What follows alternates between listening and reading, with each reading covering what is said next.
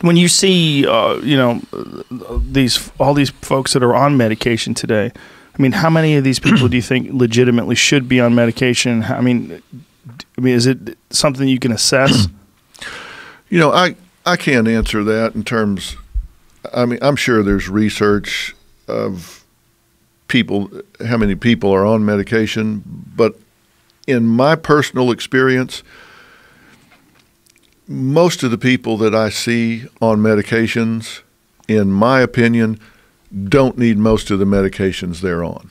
Now, and that's just anecdotal. That's my opinion. You asked me to hand you a research survey or study to support that. I can't hand it to you, or I can't point you to one. I can just tell you, after 45 years in this experience, I see people that are on medication. They've usually seen someone for 6 or 8 minutes and said, I'm really feeling kind of down or blue. Yep. Here's some Prozac, here's this, here's that. They give it to them, and they don't even really ask, well, why? And they just give it to them because medicine has become a high-volume business. And that's not necessarily the doctor's fault. I mean, the way that it's now funded, and Medicare and Medicaid, you got to turn them and burn them, or you can't stay in business. And so it's a high-volume business, and so they throw pills at them because they don't have an hour to sit down, or don't take an hour to sit down and talk about it and say, well, let's find out what's going on. Is there a reason? Like I said, if this guy's got 5 parts of his life that have gone down, or a woman has got 3 or 4 areas of her life that have really gone down in quality, then they should be having poor mood. So why mask that? Let's come up with an action plan and change it. So most of the people I see on medication, not all, but most of the people I see are on too many medications in too high a dose, or either don't need it at all. And I am really bothered by polypharmacy. That's where I really get frustrated. Yeah, this is, I think what you're saying is a very common sense approach, but it's not the norm today. No. It seems like more people are treating this, air quotes, depression issue as if it's a medical disorder like diabetes or something where you need medication. Yeah, and look, for a lot of people it works. I mean, you give people a mood elevator and they say, hey, I feel better. And then maybe they change their life. Maybe they move their life into a more positive direction. They can wean themselves off of it. Because one of the things about depression, for example, you're using that as an example, is you get what's referred to as psychomotor retardation. There's a lessening in activity level. And I think old sayings get to be old sayings because they're profound. Like, you're not going to get a hit if you're not swinging. Mm-hmm. Well, if you're depressed and so you think slower, less actively, you behave less actively, your chance of getting rewarded goes down, right? You don't get out there and you don't mix it up socially as much. You don't apply for jobs as much. You're not as productive on your job as much. So you're less likely to get strokes. You're less likely to get rewarded. Well, maybe you go take a pill and it lifts your mood up, so you get more active, and so now you start getting pats on the back. You start getting people to engage with you more. So that lifts your mood and that takes care of it. So you took the medication short term, you're lifted back up and you're okay. Short term, it can be an alternative. But I've seen people on everything from opioids to mood elevators for years, and that's where you lose me. I just don't get it. Yeah, I know people that have been on things since they were 5 years old, and they're in their 40s. Yeah.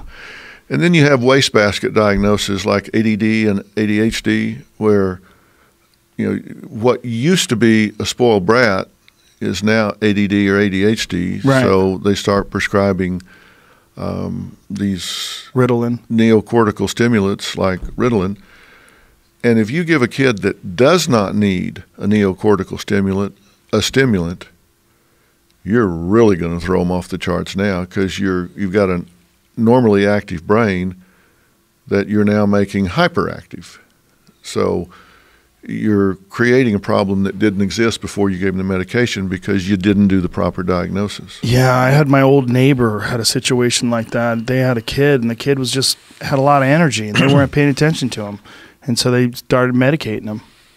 It's insanely common. Yeah, and you cannot chemically babysit your children. And who knows where these kids are going to be 20, 30 years from now. I mean, we're just looking at this rash of people being treated for these ailments, air quotes, and then we're not seeing how this all turns out in the long run and how much damage we're doing to these people.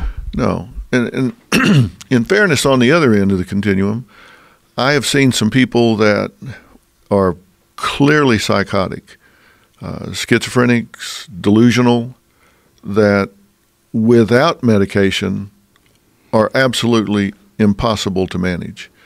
But if you put them on antipsychotics, and so you can lower their delusional behavior, their hallucinatory behavior, so you can now have a meaningful conversation with them so they can respond to talking therapies, it makes all the difference in the world. And without those antipsychotics, you would be lost without them. So there are some medications for some disorders that are absolute miracles that without them you wouldn't be able to do the work you need to do to get the person back where they need to be. Yeah, unquestionably. I mean, there's definitely a lot of great pharmaceutical drugs that help a lot of people.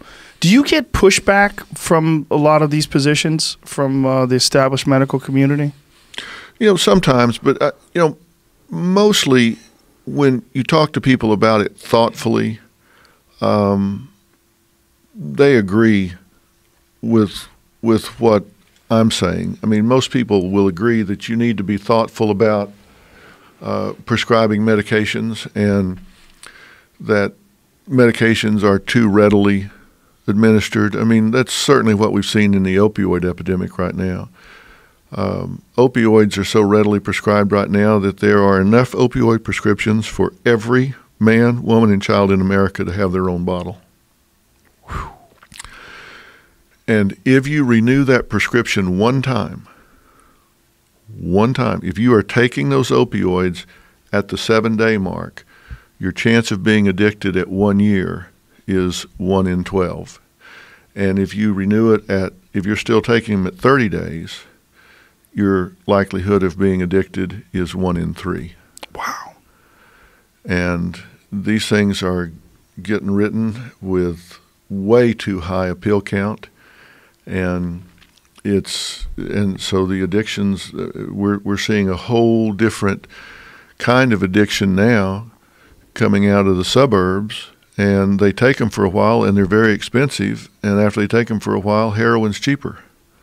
So they dump the opioids and start taking the heroin. So you're seeing soccer mom heroin addicts that you weren't seeing 10 years ago because they get started on prescription opioids and then they can't afford them. Or finally the doctor cuts them off, but they're addicted, and so they start taking heroin because it's cheaper. No, this is obviously a very disturbing pattern, but where do you see this going? Like when you look at the future, I mean, it looks bleak in that regard. I mean, I've known several people that have had real problems with pills. Yeah, the problem that I think people have is they think, well, because a doctor gave me this, because it's on a prescription pad, that this is safe. Your body doesn't know whether you got that in a back alley or you got it from a doctor. It still has the same addictive quality, and I think it is at an epidemic level. And I've testified before Congress about this, and I think there are several levels of accountability at the manufacturing level and at the prescription level and at the educational level so people understand. I think everybody has to take part of it, and I'm doing everything I can to raise the awareness about it as well. When you testified before Congress, what was the reaction? They're very much aware that this has become a serious, serious problem because the cost, as you see, the lost labor in the workforce is in the billions of dollars. You see the demands on the healthcare system that this is creating. Young mothers with children and babies born addicted to these opioids. I mean, the numbers are just going through the roof. So, I mean, it's putting a strain financially on the healthcare system that it just can't stand. So you start costing money, and it starts getting politicians' attention. So they start saying, okay, now we got to start doing something. So they get it. They get that there's a problem. What could they do, though? It seems like once that genie's out of the bottle. Well, clearly, you've got to start educating people, and the manufacturers have to be required to start labeling this much more clearly. Physicians have to be much more conservative in prescribing.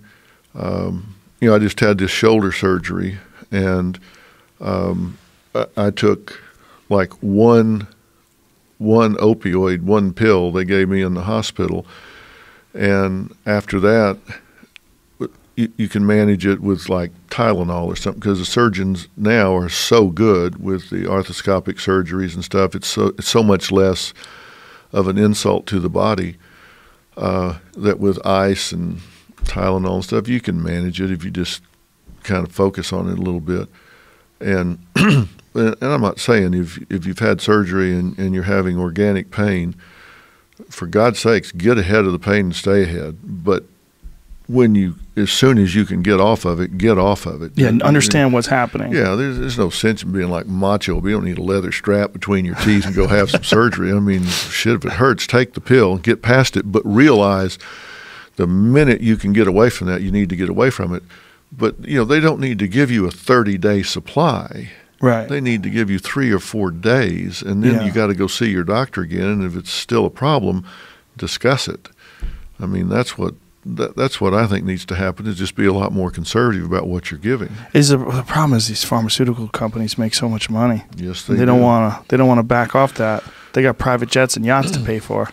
Yeah, and they're starting to shut down some of these. They had some of these pain clinics in Florida, where you could go in without an X-ray, without an MRI, and just say you had back pain, and there was a doctor there that would give you a 90-count prescription on the spot, no questions asked. 90. And you're out the door, and you go down the street to the next one. Yeah, because there was no database. No database. And that doctor might be a foreign doctor that flew in from offshore, wrote all the prescriptions during the day, flew off again at night. And now they're shutting that stuff down. So the hammer's coming down. Well, one can only hope.